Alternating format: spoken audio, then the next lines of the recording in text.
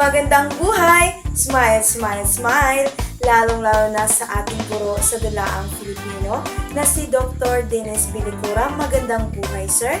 Ako po si Eliza Kimberly O. Kabual na nasa ikatlong taon na kumukuha ng kursong Bachelor ng Sekundaryang Edukasyon Media sa Pilipino. At ito ang aking doble cara.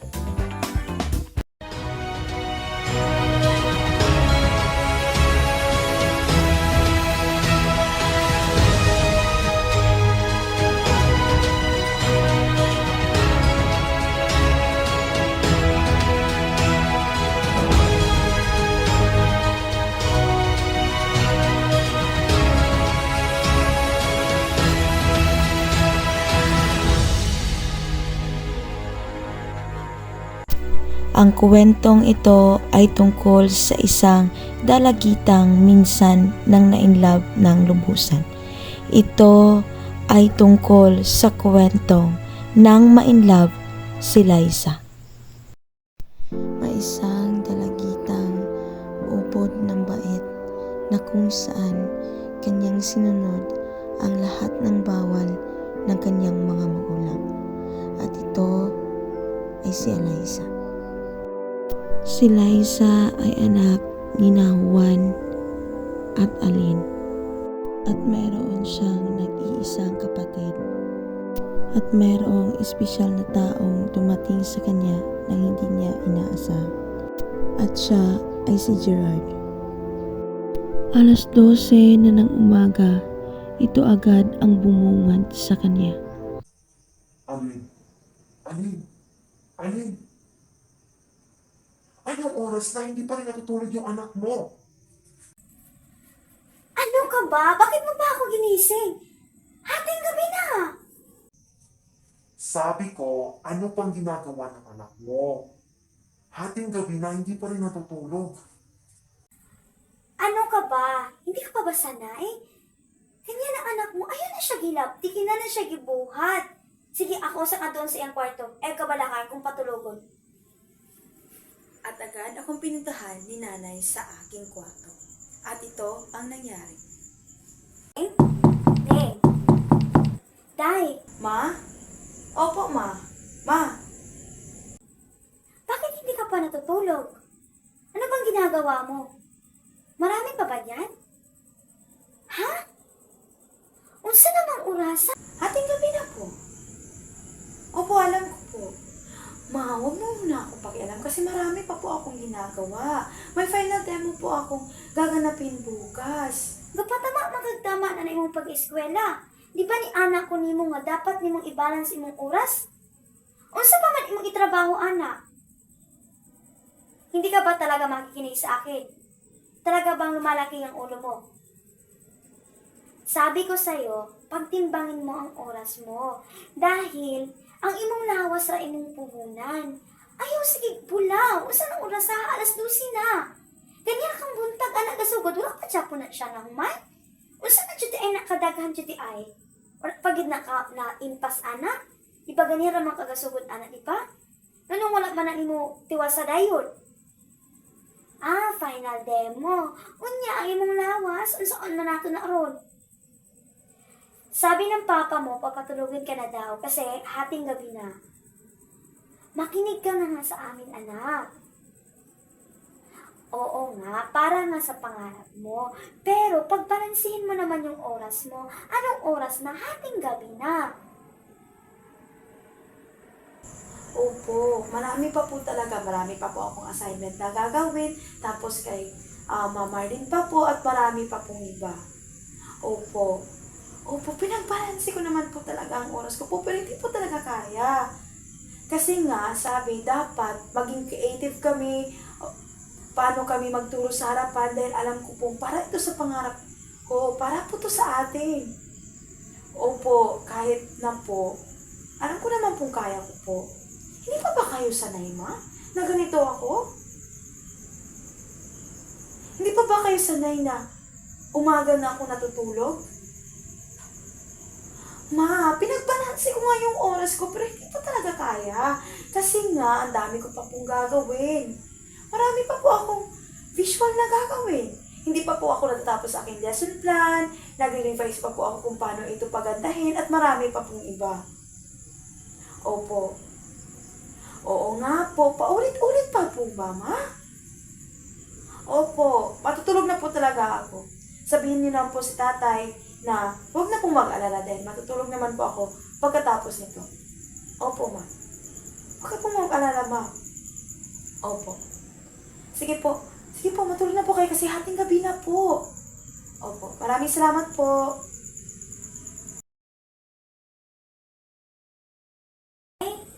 Day, gumising ka na. Anong oras na?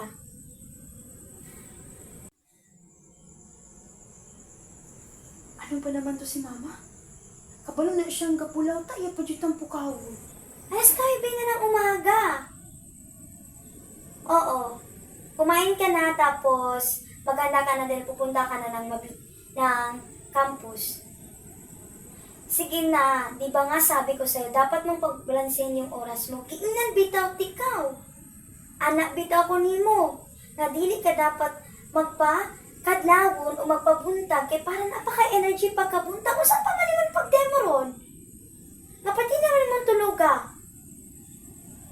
Ay sus, pasangil, giingnan ka nga i-balance imong oras.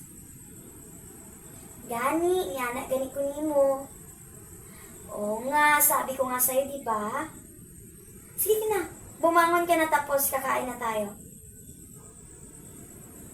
Po, susunod na po. Opo. Opo. Oo nga po, Ma. Sige na. Opo, babangon na po. Makisend na nga. Wow. Ganda naman nila. TikTok na muna ako. Ang dami namang magagandang visual aid dito. Teka. Sino ba ito nag-chat sa akin?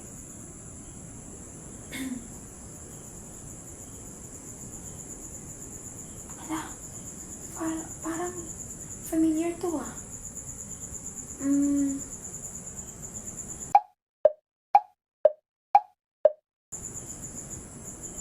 Si Gerard? Gerard?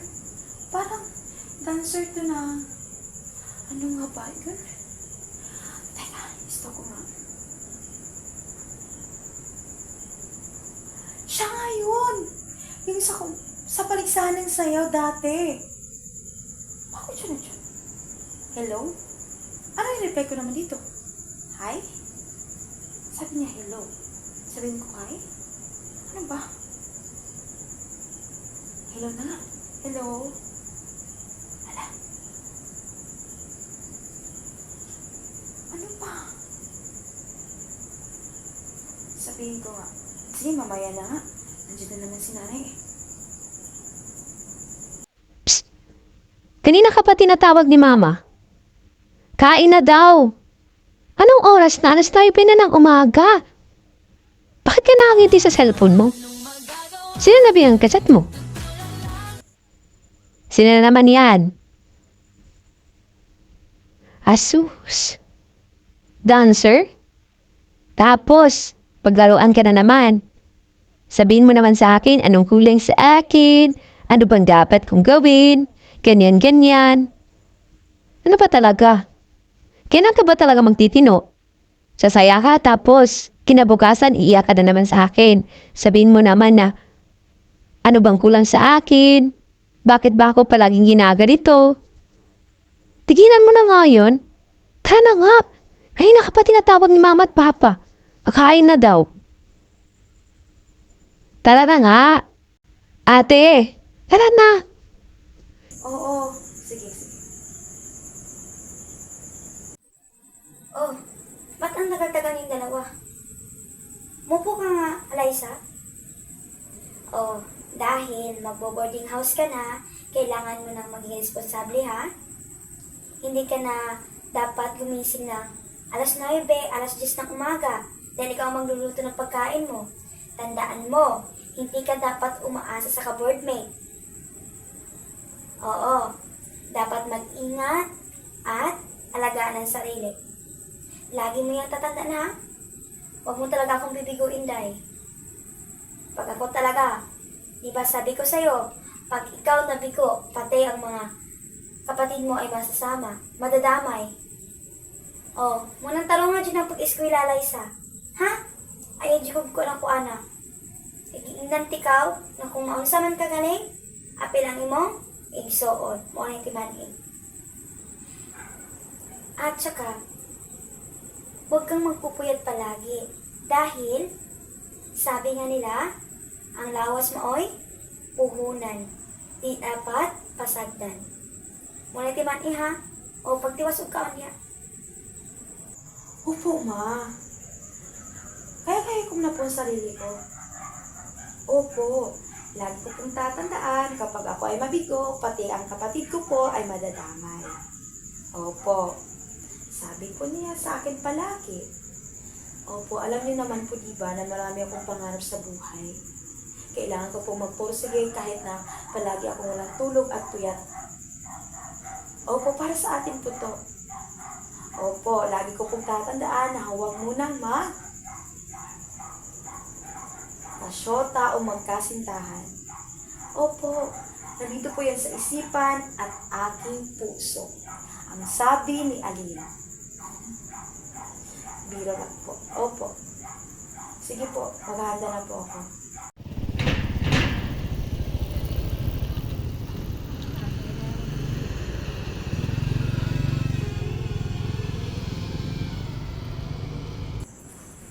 Ano ba yan? Marami na naman akong gagawin. Ay, kailan pa kaya matatapos to? Wala pa ako sa demo ko na naman. Meron na namang akdang aralin na pinapagawa. Meron pang portfolio. Meron pa akong report. Ano ba talaga? Bakit pa ganito kahirap ang edukasyon? Sabi nila, ang kabataan ang pag-asa ng bayan. Pero nangyari sa akin. Palagi kong puyat. Pagkatapos nito, ako naman din. Ay, hindi. Dahil may pangarap ako. Teka, tumutunog yung cellphone ko. Siya na naman. Ang kulit niya talaga. Hindi ko naman siya nireplyan. Sinisin ko na naman siya. Teka nga. Kumusta? Okay ka lang ba? Nanay pa kita. Ay, hello. Okay lang naman. Can we talk in person? Wala. Gusto niya makipag-usap. Ano namang i-reply ko dito? Oo? Hindi? Pero, parang gusto ko naman talagang merong nag-aalaga sa akin. Yung tipong, hindi ko naman hinihingi ito. Kusa naman ito dumarating. Pakasayin na to ni Lord. Pero sabi ni Mama huwag talaga Pero what if? Tryan rago nato, Kim, na unsa ka. Tryan rago nato, dahil basi tayong mag-work. Di mo siya ipanangin ni Mama ni mo. Pero kay, di man siya, diba? Di man siya. Pero kay, hindi naman siya lalaki. Ito naman talaga yung gusto ko. Yung tipong, hindi lalaki. Matagal ko na kaya talagang gusto itong taong pakipot lang ako kasi baka sabihin niya madali akong makuha, madali akong makuha sa mga salita-salita. Pero, sige na nga, gusto ko talaga makipagkita sa kanya Dahil idol na idol ko siya sa sayawan. Teka. Sige, anong oras?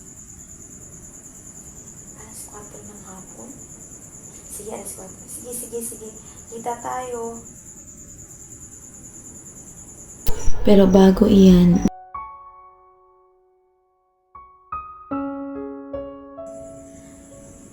Ma, may gusto po akong sabihin. Sana po ay huwag po kayong magugulat ha. Ma, matagal ko na po talagang gustong sabihin sa inyo. Simula nung waited pa talaga ako. Iba na talaga yung kaaniwan ko. Yung tipo ba, na-attract naman ako kapag lalaki. Pero ma, talagang hindi ko talaga sadya na umibig ng isang katulad ko na babae. Sana matanggap mo kung ano ang kaaniwan ko dahil alam kong pamilya tayo at alam kong tanggap mo ako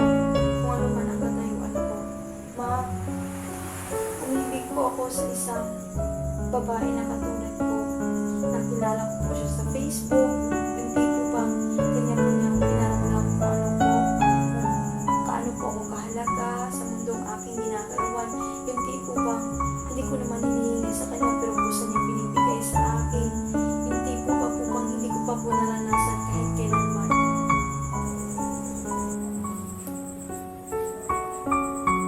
Unsa di ay? Anong umiibig na katulad na babae? Ha? Nasisiraan ka ba ng bait, Alaysa? Sabi ko naman sa'yo, hindi ka pwedeng magkasyuta ng laki at hindi pwede sa babae. Alam mo naman, di ba? Pamilya natin, yung lolo mo, yung mga angkol mo. Kung saan naman po iingon sa ubang tao, ani, nga nanapot kay naibgan na dili siya lalaki pero pareha ni mga babae. Dahil, bright man ka. Bright ka. Kung saan man imong pagka-bright kung mahigugmara ka sa usa ka babae. Kung saan man na nimo. Kung saan man nimo pag-explain sa ato ang pamilya ngayon, anak. Kapano kung gikuptan ikaw sa sunod sa pinakatuig. Pero kaloy imong kaugalingon. Anong naibog ka? Anong umiibig ka na isa katulad na babae? Hindi mo ba pinapalagan kung ano ang meron ka? Hindi mo ba pinapalagan kung ano ang nararamdaman namin? Kapag sinabi mo yan? Ha? Nasisiraan ka ba ng ulo? Raisa?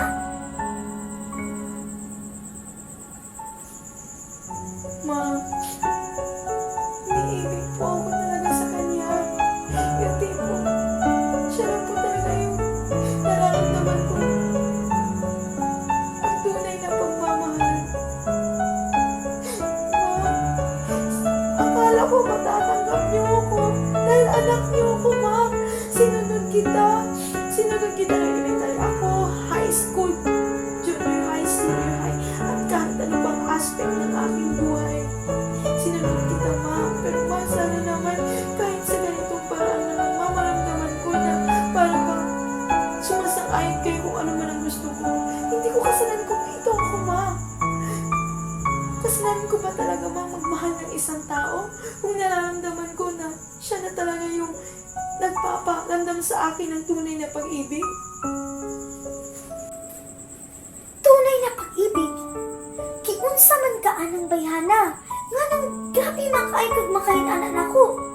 First time na akong naka-encounter nga imo kong gain ana. Di ba niingon ko nimo nga mag-eskwela ka, magtinarong kag eskwela, kay kung ma-fail ka, ma-fail po imong mangkot. Wala tud ka na fail, pero kana imong gipa-fail na ako. Mas na-fail pa ko sa usa ka ginikanan nimo. Di ba niingon ko nimo, dili pwedeng mangyap. Mas dili pwede nga magpili kag pareha nimo ka babae. Unsa man ang maiingon sa Ginoo? Bawal na siya, lay. Bawal na siya. Bawal, ma. Saan man ang bawal, ma, kung siya na dyan akong gusto. Siya naman dyan nakapafeel na ako kung unsa ko. Kung unsa ako ka-worth as a person. Kung unsa ko niya pag-care. Kung unsa ko niya pag-palangga. Nga wala pa na ako naguman sa tanan. Sala dyan na ako. Sala na ako ni nga nung naka-feel ka ginana. Kay gibawalan magud ikaw. Pinagbawalan kita sa kung ano man ang gusto mo. Tingnan mo ang nangyari sa'yo. Ma, hindi mo kasalanan kung ganito ako. Matagal na to, ma. K-10 pa lang ako. Iba na talaga yung nararamdaman ng puso ko. Oo, aaminin ko. Tumitingin man ako sa lalaki, pero iba talaga yung nandito, ma. Sana naman ba, kahit ngayon lang, maintindihan mo kung ano ang nararamdaman ko. Narito ako, ma. Saan man ako pag sabot nimo? Imong usigan imong pag-eskwela tungod ra ana? Tungod ra nga kay naibog ka sa usa ka babaye? Ha? Usaon man lamang nato? Usaon man ako pag-explain sa imong mga uyuan, sa imong lolo, kung inaanak ka? So, dinidjuday ko ni mo tanggap, ma. Di kita ni mo tanggap ngayon ani akong gusto. Aning gamot mo kung eskwela, ma. Lahat ginawa ko para maging proud ka, ma. Yung tipo gusto ko talaga. Ipagmamalaki mo ako. Oo, proud ako sa'yo. Pero, di ba nga, bawal nga yan. Yung tipo, babae to babae. Ano ba gusto mo, Lai?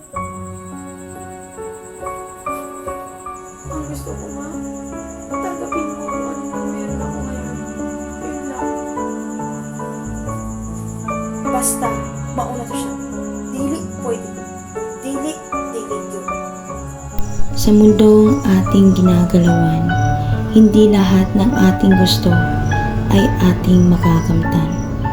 Siguro, mayroong mga taong tumating sa atin bilang isang nagbibigay ng leksyon o di kaya nagpapatibay kung ano man at kung sino man ang ating kaaniwan. Lagi nating tatandaan na kailangan natin sumunod sa ating magulang kahit na ang kapalit nito ay ang ating sobrang kaligayahan.